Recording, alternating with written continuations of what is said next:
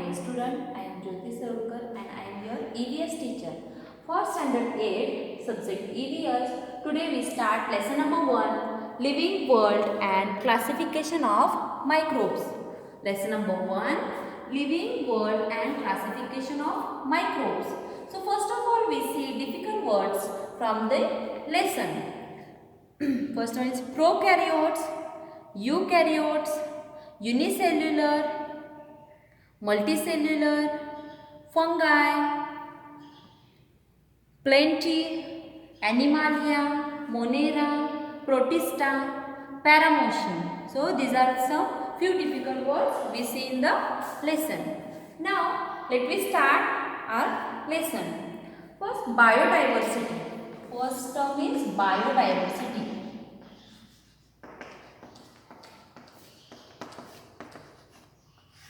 Biodiversity. First we see the term biodiversity and need of classification.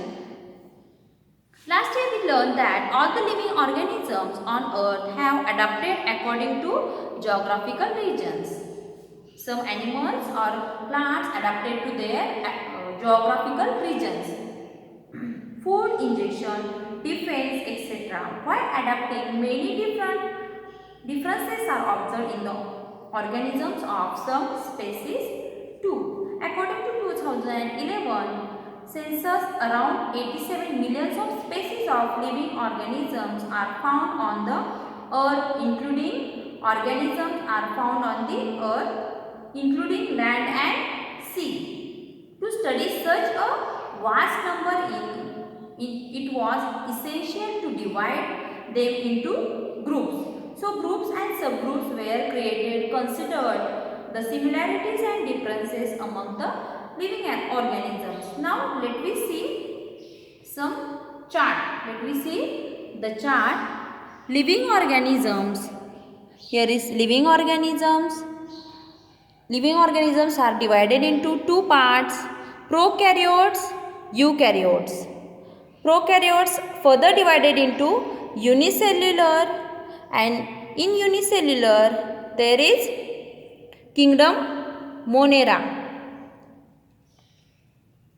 Then eukaryotes further divided into two parts, unicellular, multicellular. Unicellular means this is the unicellular. Means the organisms contain only one cell is called unicellular. See, if the organism contains only one cell is called unicellular and the organism contains many cells are called multicellular.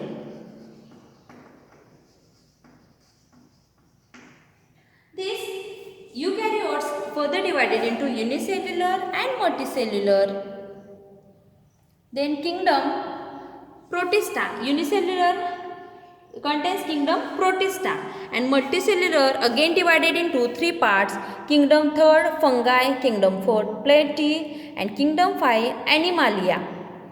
In kingdom third fungi, cell wall present but organisms cannot perform photosynthesis, but in plenty, cell wall present and organisms can perform photosynthesis.